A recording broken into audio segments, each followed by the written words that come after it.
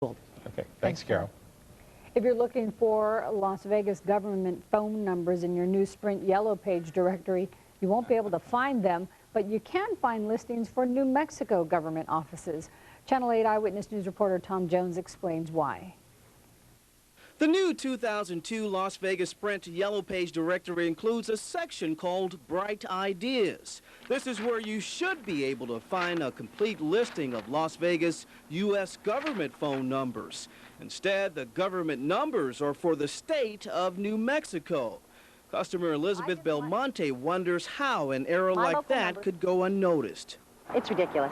I need Las Vegas numbers in the Las Vegas phone book. If I need New Mexico, I have no problem paying that charge to call them. They're called Bright Idea pages. So we went to the Sprint offices to find out who got the bright idea to put New Mexico U.S. government phone numbers in a Las Vegas phone book. Sprint managers blame it on a printing mistake.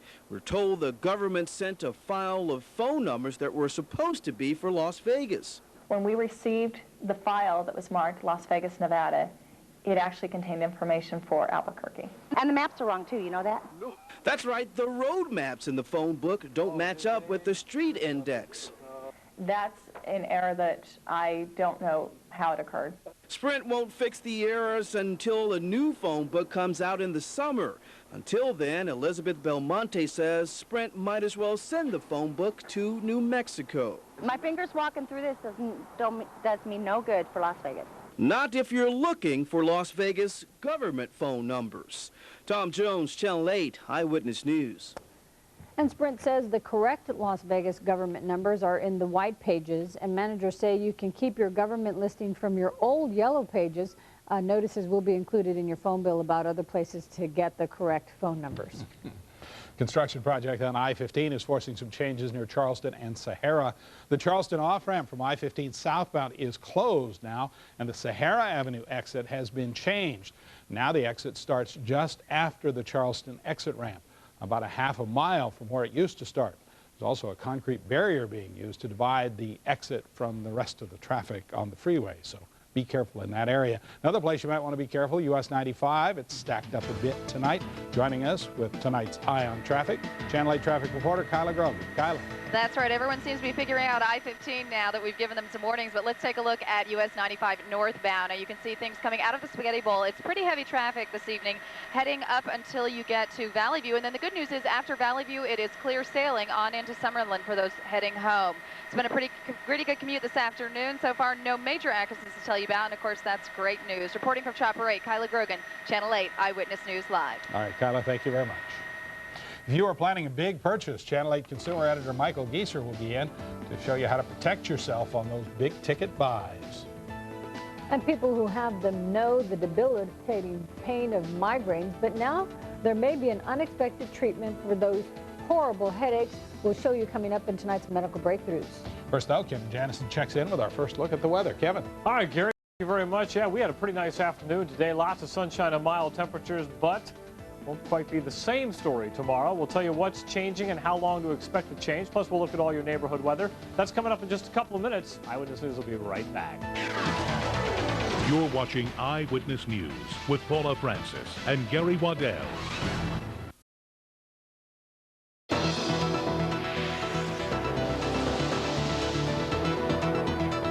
Solar screens have become popular in the valley to protect against the effects of heat and sun damage. When it comes to protecting your rights, though, one woman learned the hard way that you need to put everything in writing.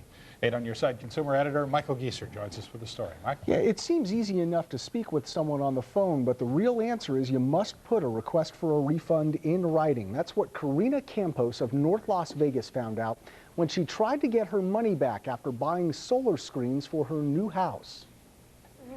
At first, Karina Campos thought buying solar screens for $1,600 sounded like a good idea. She still does, except just after purchasing them, her grandmother became ill. Realizing she needed that money to send back to California, she called the Pacific Solar Screen salesman whom she bought the screens from. He said that he was very sorry, but there was nothing I can do to cancel the order. I said, well, on your contract it says I have 3 days to cancel. He said, yeah, but that's before we actually make them. And since we already have them made, I said, but I just spoke to you yesterday. The contract actually states may cancel this transaction at any time. We spoke with the manager of the company who admits Karina spoke with an employee of the company.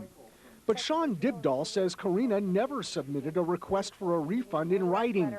And that, according to Patricia Jarman Manning, is where Karina went wrong. First of all, the law states that a door-to-door sale over $25, the consumer has 3 days to rescind that order. However, you have to do that in writing. Karina says she just moved from California and had no idea that was the law.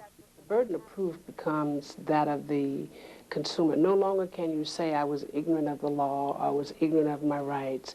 A tough lesson to learn. Every day that I see them, all I see is $1,600 up on my wall that I could be sending to California to my grandmother. All Karina could do was dispute the charges with her credit card company. That is until 8 on Your Side got involved. After we spoke with management from Pacific Solar Screens, they agreed to give Karina her money back if she would return the screens, which she gladly did. Another case solved, but the lesson here is Pacific Solar Screens was legally right, and they wanted to uphold their reputation in the community, which sometimes businesses have to do. And so in the end, everyone seems happy. Karina has her money back, the company is happy, and 8 on Your Side is happy. But it says may cancel this transaction at any time. That's exactly what the contract said, right, and you would think the company would have to live up to that. Instead, the law of Nevada says that you have to put it in writing, but again, we should point out here that Pacific Solar Screens did refund the money, and of course, they want to uphold that reputation they have. Very nice. Hey, if you want to reach us, you can call 650-1908, or you can log on to klastv.com. All right. Thanks, Michael. You bet.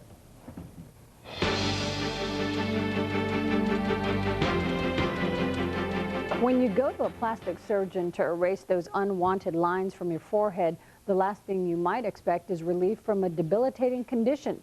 Now, migraine sufferers who undergo cosmetic surgery may leave with more than a new face. Paula Francis explains. A new life, a miracle, and a cure. Feedback from patients that may sound extreme for a plastic surgeon, but it's not for Baman Gorian. I can't tell you how often I walk in the room. The next remark is also almost like a broken record. You have changed my life. After removing the muscle between the eyebrows to smooth a patient's skin, Dr. Gorian discovered a surprising benefit. I asked her, how are you doing? Her answer was, not only I feel good about my forehead, where we had done the surgery, my migraine headaches have gone away.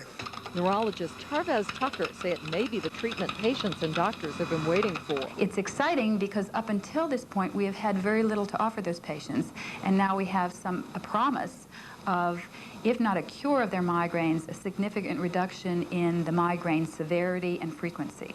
Terry Shank spent nearly 20 years suffering with migraines. I sometimes really wished I would die rather than live like that. Today, she's a different person.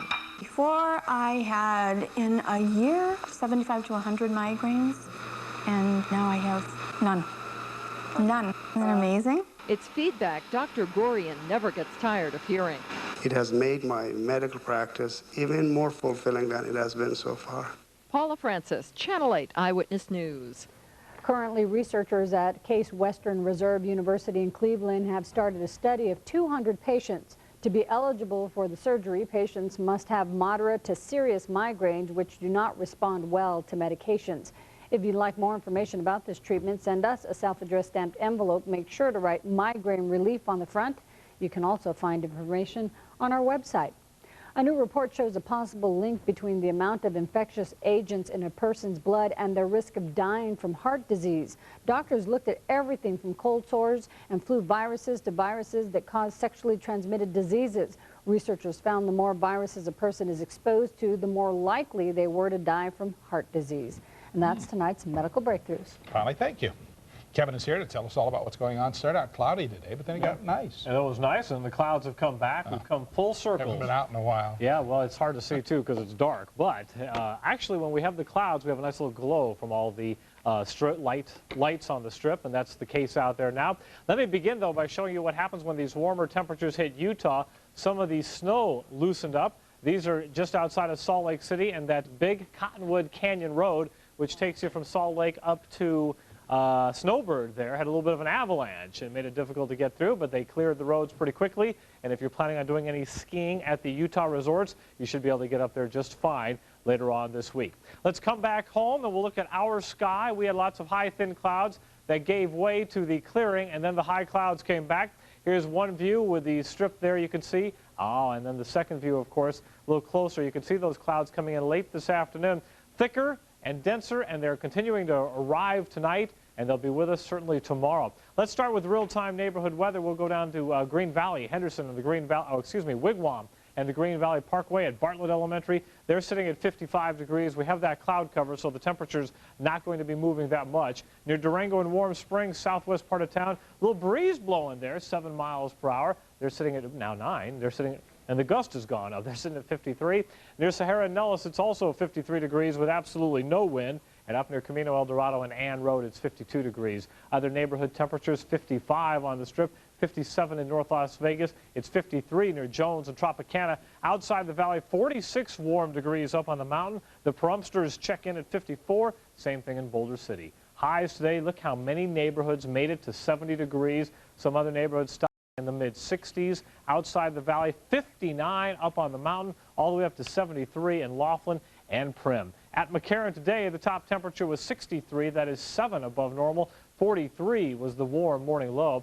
And around the country, the big story has to be the snow. Lots of it. In fact, in upstate New York, they were measuring it with a yardstick. A couple of feet falling just outside of Albany. Along the coast, though, snow played havoc with air travel in New York, Boston, even Philadelphia. We lose the flakes once we get past the Great Lakes. Most of the central part of the country, partly cloudy. It clears off, and then you can see the clouds along the horizon. These are the clouds that are moving into our sky right now. In fact, they're knocking on our door. The Las Vegas Valley, right about there, and we have some mostly thin clouds moving in now, but the thicker clouds are not that far away. In fact, the front right back here is moving very, very slowly, so it's going to take a while, probably 48 hours, to get this whole thing to push on through.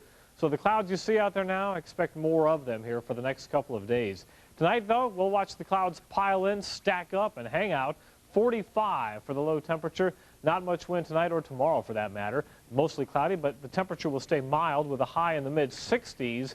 And a look ahead up on the mountain, that should be pretty warm too. 58 up there, morning low 30 degrees. This time of year, when the cooler air gets trapped in the valley, it's not unusual for Mount Charleston to be pretty close to us temperature-wise. And here's your 7-day forecast. Mostly cloudy on Wednesday. Sun comes out as we head toward the weekend. Good timing, huh? Highs will stay in the 60s and overnight lows generally in the 30s. Pretty nice looking week here for now when we're entering the second week of 2002. We're going to keep this trend going. Perfect weather all year long. Okay.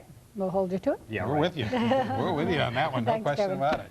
Dave's here. Tell us about the Running Rebels playing right now. Yeah, they left town on a bit of a cold spell, hoping to heat up in Colorado. They're on the road, taking on the Falcons, and winning at Air Force is no longer an easy chore. Coming up, we'll give you an update on just how they're doing so far. Also ahead, the search for a new coach at Florida has their AD in Denver tonight. Talking to this guy. Sports is next here on Channel 8.